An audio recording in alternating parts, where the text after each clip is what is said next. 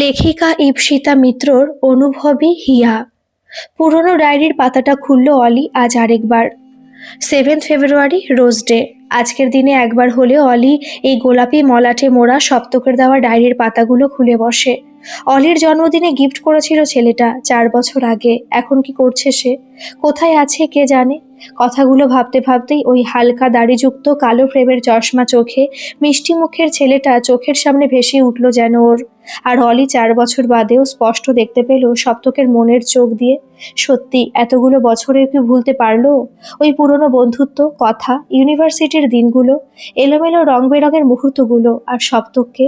কথাগুলো ভাবতে ভাবতে ডায়েরির পাতায় রাখা শুকনো লাল গোলাপটার দিকে চোখ চলে গেল। সময়ের ভিড়ে পাতাগুলো শুকিয়ে গেছে, পাপড়িগুলো হালকা তামাটে রং ধরেছে, কিন্তু 4 বছর আগে রাখা এই শুকনো গোলাপের স্মৃতিটা এখনো ভীষণ জীবন্ত অলির কাছে। আজও শুধু চোখ বন্ধ করার অপেক্ষা, স্পষ্ট দেখতে পায়ও দিনটাকে। 7 ফেব্রুয়ারি, 2016। সকাল সকাল অলিকে উজ্জয়িনী ফোন করেছিল। বেশ উত্তেজিত স্বরেই বলেছিল তারপর, কিরে আজ মনের কথাটা বলবি তো সপ্তকদাকে? আমি যেহেতু তোদের কমন ফ্রেন্ড, আমারই তো দায়িত্ব সবকিছু ঠিকঠাকভাবে অ্যারেঞ্জ করার।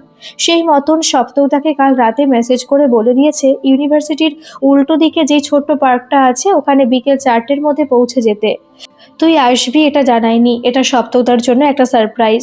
তুই কিন্তু ঠিক সময় চলে আসিস, আর শাড়ি পরে সুন্দর করে সেজে গুজে আসবি, বুঝলি? যাতে তোকে দেখেই সপ্তকদা গলে জল হয়ে যায়।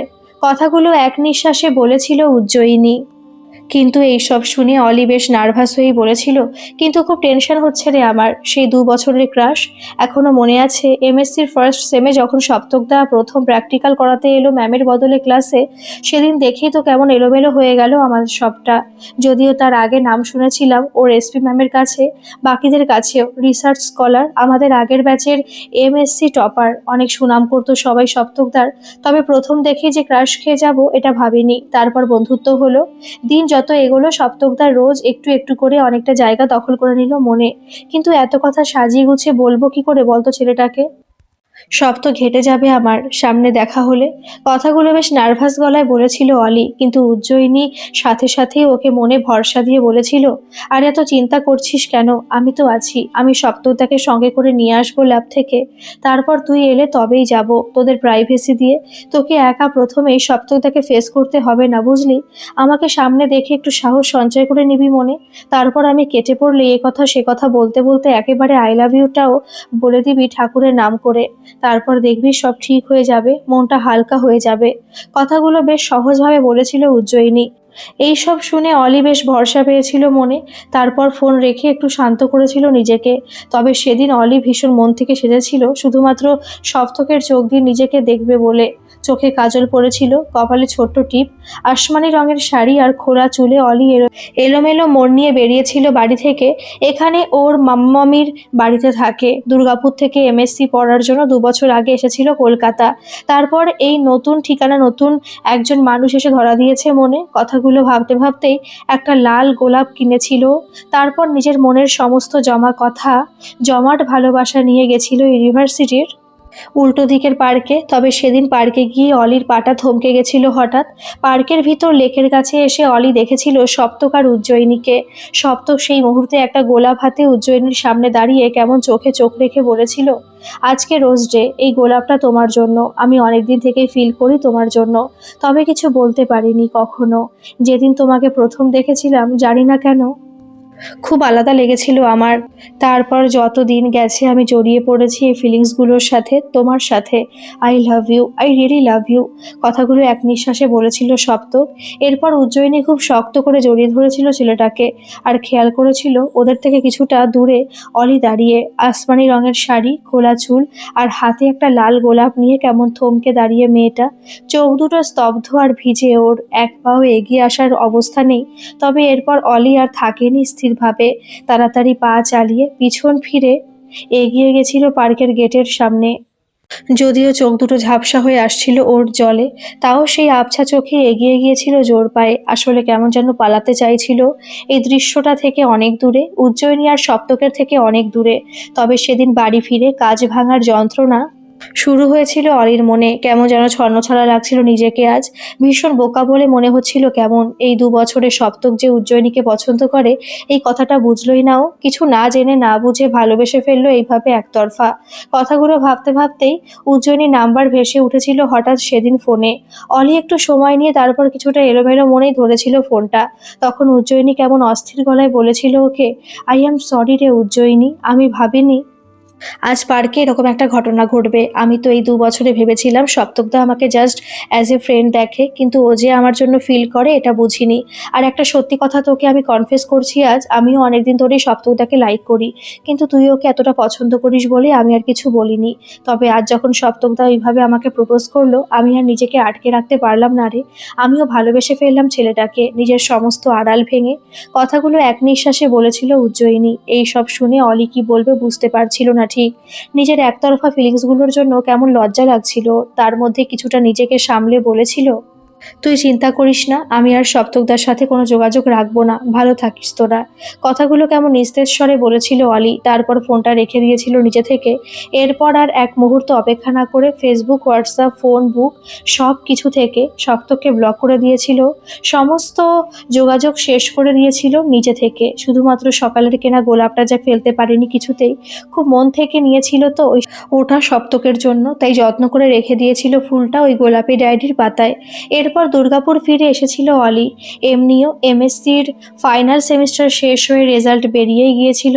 ভেবেছিল এরপর কলকাতায় থেকে বিএড করবে, কিন্তু এই ঘটনার পর কলকাতা থেকে মন উঠে গেছিল কেমন। তাই এই একতরফা গল্পটাকে শেষ করে দুর্গাপুর ফিরে এসেছিল আবার নিজের পুরনো শহরে। কথাগুলো কেমন চোখের পলকে মনে পড়ে গেল অলিরাজ আরেকবার।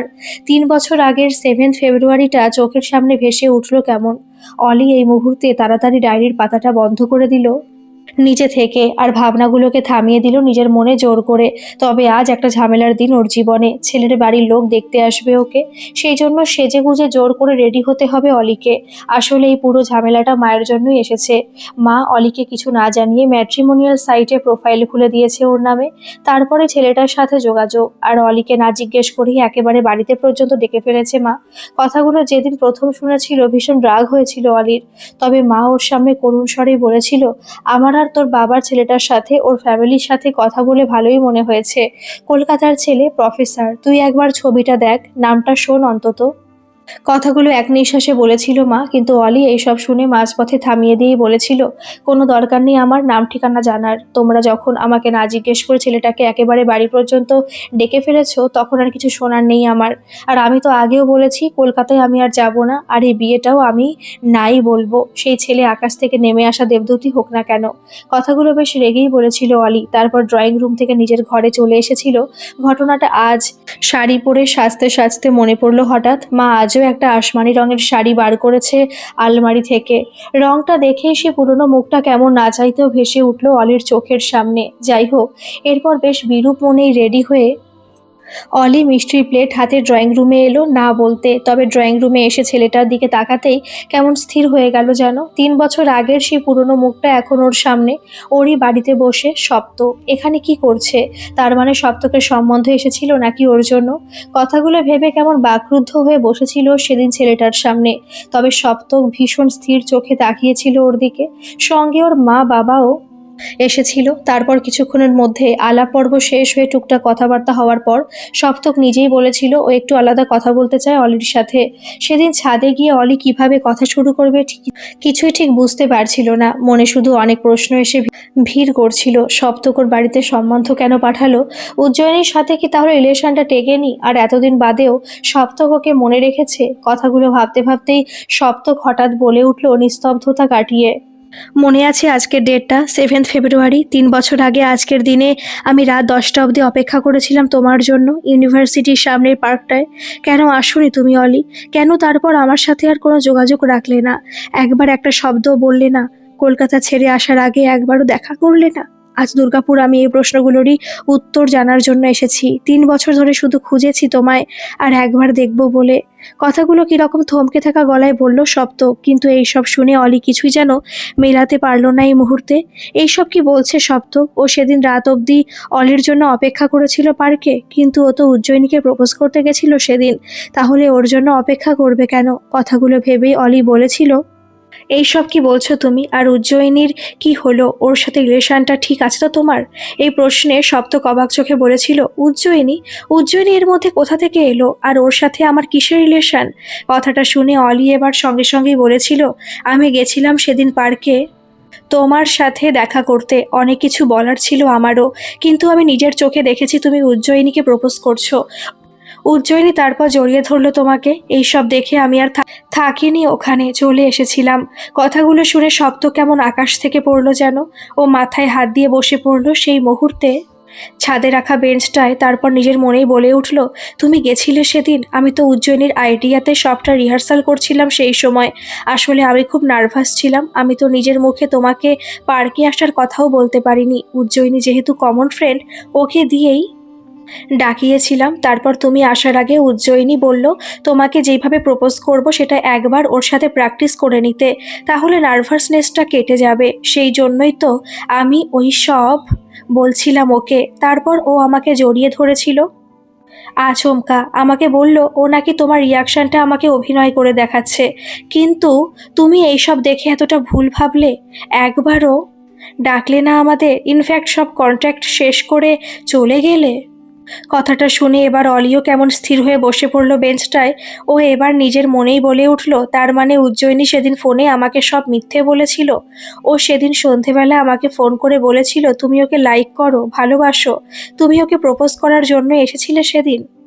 এইসব না কেউ জানতো না, তবে ও নিজেও তোমার জন্য ফিল করতো অনেকদিন ধরে। আমার সামনে শুধু বলতে পারিনি, কিন্তু তুমি ওকে প্রপোজ করার পর নাকি ও আর নিজেকে আটকাতে পারেনি। এইসব কথা শুনেই তো আমি সব জায়গা থেকে সমস্ত কন্ট্যাক্ট শেষ করে দিয়েছিলাম তোমার সাথে। কথাগুলো বলতে বলতে অলির গলার স্বরটা ধরে এলো কেমন, কান্না জমা হলো হঠাৎ চোখে। তখন সপ্তক বলে উঠলো কিরকম অগোছালো হয়ে, এইসব বলেছেও তোমাকে? এতগুলো মিথ্যে কথা? এবার বুঝতে পেরেছি সবটা। ও এইসব ইচ্ছে করেই করেছে, কারণ এই ঘটনাটার কিছু মাস পর ও নিজে আমাকে প্রপোজ করেছিল। আমি তো ভীষণ অবাক হয়ে গেছিলাম সেই সময়, কিন্তু এবার আমি বুঝতে পারছি উজ্জয়িনী কখনো চাইনি যে তোমার সাথে আমার সম্পর্কটা হোক, তাই এইসব করেছে এত প্ল্যান করে। ইনফ্যাক্ট আমি তো কতবার সেই সময় ওর কাছে তোমার দুর্গাপুরের বাড়ির অ্যাড্রেস চেয়েছিলাম, কিন্তু উজ্জয়িনী সব সময় বলেছে ও কোনো অ্যাড্রেস জানে না। কথাটাই অলি সঙ্গে সঙ্গে বলে উঠল, মিথ্যে কথা। কে বলল ও আমার দুর্গাপুরের বাড়ির অ্যাড্রেস জানে না? দুবার আমার জন্মদিনেও নিজে এসেছিল দুর্গাপুর সেই সময়। এত এত মিথ্যে কথা উজ্জয়িনী বলল কিভাবে আমাদের? কথাটার উত্তরে সপ্ত কেমন নিজের ওপর রেগেই বলে উঠল, আমারই ভুল, আমারই বোঝা উচিত ছিল। ও যখন ওইসব রিহার্সাল করার কথা বলল, আমি কি করে রাজি হলাম বোকার মতন? একবারও বুঝলাম না সবটা একটা নাটক চলছে। কথাটায় অলি নিজেও কেমন স্তব্ধ গলায় বলে উঠল, ভুলটা আমারও। উজ্জয়িনীর কথায় এতটা বিশ্বাস করলাম, একবারও তোমাকে জিজ্ঞেস করে সত্যিটা যাচাই করলাম না। এই 3 বছর এই সব ভেবেই কাটিয়ে দিলাম। কথাগুলো কেমন ঘোরের মধ্যে বলল অলি, কিন্তু সপ্তকও যেন এর কোনো উত্তর দিতে পারল না। তাই অনেকক্ষণ দুজনের নিস্তব্ধতার ভিড়েই কাটিয়ে দিল। আসলে 3 বছর একজনের জন্য এতটা ভুল বোঝাবুঝি, দূরত্ব তৈরি হয়ে যেতে পারে, এটা আসলে কেমন অবিশ্বাস্য মনে হচ্ছিল অলি আর সপ্তকের। উজ্জয়িনী তো ওদের খুব ভালো বন্ধু ছিল, ও এরকম করলো? এইসব এলোমেলো ভাবনার ভিড়েই অলি কিছুটা সময় পার করে বলে উঠল, আমি একটু আসছি। কথাটা বলি ও নিজের ঘরে গিয়ে সেই পুরনো ডায়েরির পাতা থেকে 3 বছর আগের রাখা শুকনো গোলাপটা বার করলো। তারপর ছাদে সপ্তকের কাছে ধীর পায়ে এসে বলল, 3 বছর আগের 7 ফেব্রুয়ারি আমি এই গোলাপটা তোমার জন্য কিনেছিলাম, তোমাকে ভালোবাসি বলবো বলে, কিন্তু সেদিন তো দিতে পারিনি, তাই আজ দিলাম।